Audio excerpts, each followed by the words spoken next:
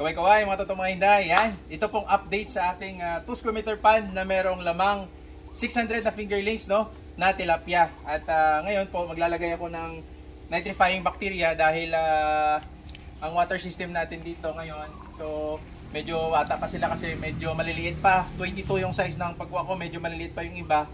22, may 20 hanggang 20, no, yung size.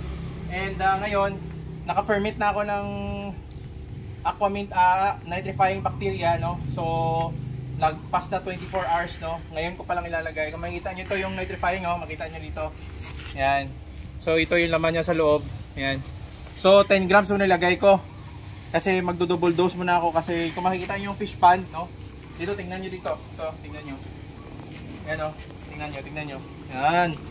So marami ng colony, no.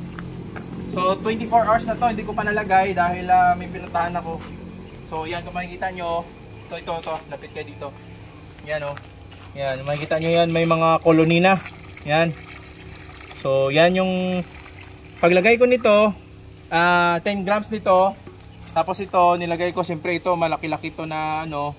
So mga 80 liters, no. Tapos nilagyan ko ng 10 grams nito, nitrifying. Tapos molasses na ano, na kalahating kilo. Okay? So, ngayon, this is the time. So, makita nyo yung fish pan. Tingnan nyo. Tingnan nyo yung fish pan dito sa loob. Tingnan nyo yung fish pan yan. So, hindi pa siya ganun ka-brown, no? Dahil kulang pa yung ano. So, ilalagay ko ngayon ito. Para dito, kukuha ko dito. Ilalagay ko dito. Yan. Landahanin lang natin, no? So, para mag-brown water system siya.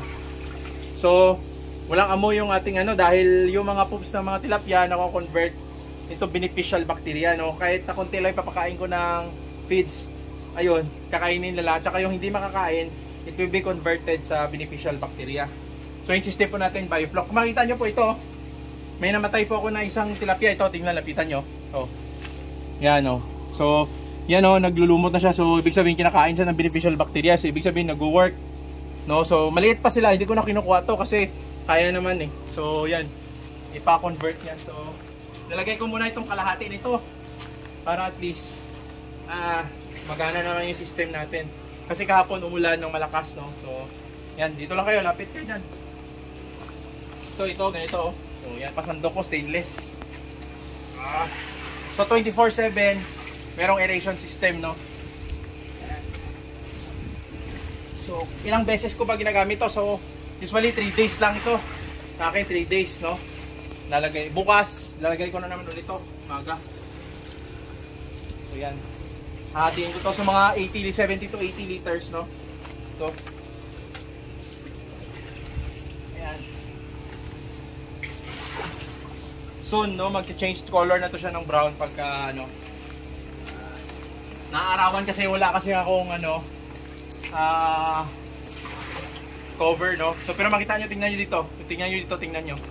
Yan, oh, lapit mo dito, pre. Yan. So, makikita nyo umikot yung water system. Tapos nag-change color na siya. Brown. So, yan. Yan. So, usually ito mag-change color. Kahapon umulan ng malakas, napakaraming nakalagay na tubig dyan. Yan. Ayan. Okay na to. Yan. So kung makikita nyo, hindi pa ako nakapaglabas ng tubig. So mag 10 days na yung itong system ko dito ngayon. Kasi September 1 ko kinuha, no. Ano ba ngayon? September 11, no. Mag 10 days na ngayon. So ito, titingnan nyo, pag kinuha na ko dito, may dumi na, no. Kasi 2 beses ko pala nakuhanan to eh.